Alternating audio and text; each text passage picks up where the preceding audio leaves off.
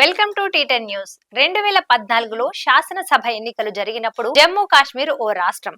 2019లో BJP Jammu Kashmir రాష్ట్ర హోదాని రద్దు చేసింది. జమ్మూ కాశ్మీర్ రెండు కేంద్ర పాలిత ప్రాంతాలుగా విడిపోయింది. లడఖ్కు శాసనసభ లేదు. రాబోయే ఎన్నికల కోసం జాతీయ, ప్రాంతీయ పార్టీలు ప్రచారాన్ని ఉధృతం చేశాయి. మారిన భౌగోళిక, రాజకీయ పరిస్థితుల నేపథ్యంలో అధికారాన్ని చేజిక్కించుకొని హిందూ ముఖ్యమంత్రిని నియమించాలని బీజేపీ ప్రయత్నిస్తోంది. అయితే జమ్మూ కాశ్మీర్ శాసనసభలో 90 స్థానాలున్నాయి. ప్రభుత్వాన్ని ఏర్పాటు చేయాలంటే కనీసం 46 స్థానాలు అవసరం. మారిన ఎన్నికల చిత్రపటం కారణంగా జమ్మూకు అదనంగా 6, కాశ్మీర్ కు 1 స్థానం వచ్చాయి. అంటే హిందువుల ప్రాబల్యం అధికంగా ఉన్న స్థానాల సంఖ్య 24 నుంచి 31కి పెరిగింది. అదే బీజేపీ ఆశలకు కారణమవుతోంది. సవరించిన చట్టాల ప్రకారం 5గురు సభ్యులను నామినేట్ చేసుకోవచ్చు. ఇది కూడా బీజేపీకి అంది వచ్చిన వరమే. వారికి ఓటింగ్ హక్కు కూడా ఉంటుంది. ఒకవేళ మెజారిటీకి కొన్ని స్థానాలు తగ్గినప్పటికీ నామినేట్ సభ్యుల మద్దతుతో కుర్చీపై కూర్చోవాలని కమలదళం భావిస్తోంది. ప్రభుత్వాన్ని ఏర్పాటు చేయాలంటే ఇతర పార్టీలకు 46 స్థానాలు అవసరం. కానీ బీజేపీకి 43 ఉంటే చాలు. లెఫ్టినెంట్ గవర్నర్ నియమించే సభ్యులు ఎలాగూ బీజేపీకే ఓటేస్తారు. అయితే పరిస్థితులు బీజేపీ అనుకునేంత ఆశాజనకంగా ఏమీ లేవు. ఆర్టికల్ 370 రద్దుతో ఆర్థిక పరిస్థితులు తలకిందులయ్యాయి. నిరుద్యోగము పెరిగింది. హిందూ ప్రాంతంలో కూడా బీజేపీకి గతంలో ఉన్న ఆదరణ కనిపించడం లేదు. 43 స్థానాల సంగతి దేవుడెరుగు. కనీసం 25 సీట్లు రావడం కూడా గగనమేనని పరిశీలకులు అంచనా వేస్తున్నారు. దీంతో ముస్లింల ప్రాబల్యం ఎక్కువగా ఉన్న నియోజకవర్గాల్లో ఓట్లు చీలి తనకు లాభిస్తుందని బీజేపీ దింపుడు కళ్ళ ఆశలు పెట్టుకుంది. అక్కడ బీజేపీకి ప్రధాన ప్రత్యర్థిగా ఉన్న నేషనల్ కాన్ఫరెన్స్, కాంగ్రెస్ కూటమి ఐక్యత ఆశించిన స్థాయిలో లేదు. కాంగ్రెస్ పార్టీ 5 స్థానాల్లో సొంతంగా అభ్యర్థులను నిలిపింది.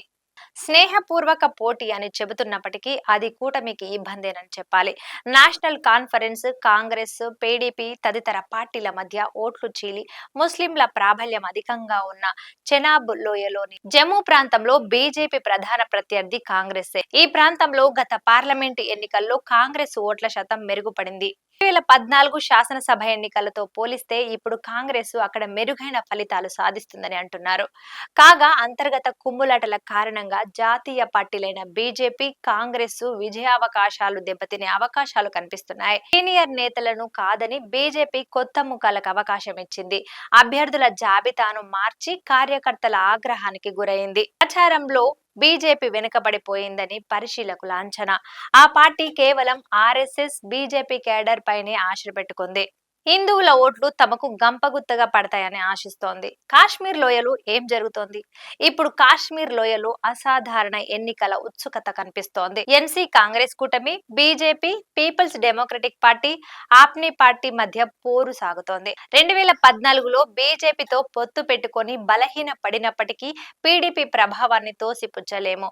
కాశ్మీర్ లోయలో చిన్నా చితక పార్టీల అభ్యర్థులు కూడా బరిలో ఉన్నారు. స్వతంత్రులు సరే, ఇంజనీర్ రషీద్ కు చెందిన అవామీ ఇత్తెహాద్ పార్టీ 40 మంది అభ్యర్థులను స్వతంత్రులుగా నిలబెట్టింది. జమాతే ఇస్లామీ 12 మంది స్వతంత్రులకు మద్దతిస్తోంది. ఇంజనీర్ రషీద్ జైలు నుంచి లోక్సభ ఎన్నికల్లో పోటీ చేసి ఉత్తర కాశ్మీర్ లో ఎన్సీ నేత ఒమర్ అబ్దుల్లాను మట్టి కరిపించారు. పీపుల్స్ కాన్ఫరెన్స్, అప్నీ పార్టీ ప్రభావం పెద్దగా కనిపించకపోయినా కొన్ని నియోజకవర్గాల్లో ఫలితాలను ప్రభావితం చేయగలవు. ఇండియా కూటమిలో భాగస్వాములుగా ఉన్న కొన్ని చిన్న పార్టీలు సొంతంగా కొందరు అభ్యర్థులను బరిలో దింపాయి.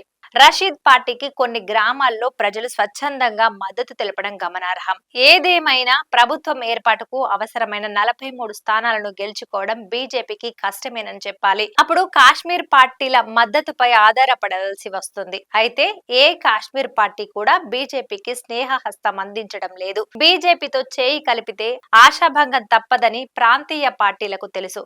2014లో ఆ పార్టీతో పొత్తు పెట్టుకున్న పీడీపీ చావు దెబ్బలు తిన్నది. Peoples conference, అప్నీ party, Ghulam Nabi Azad నేతృత్వంలోని డెమోక్రటిక్ ప్రోగ్రెసివ్ ఆజాద్ పార్టీ కూడా వివిధ సందర్భాల్లో బీజేపీతో అంటకాగి దెబ్బతిన్నాయి. వాటిపై బీజేపీకి బి టీం అనే ముద్ర పడింది. ఇది ఇవాల్టి న్యూస్. చూస్తూనే ఉండండి టీ10.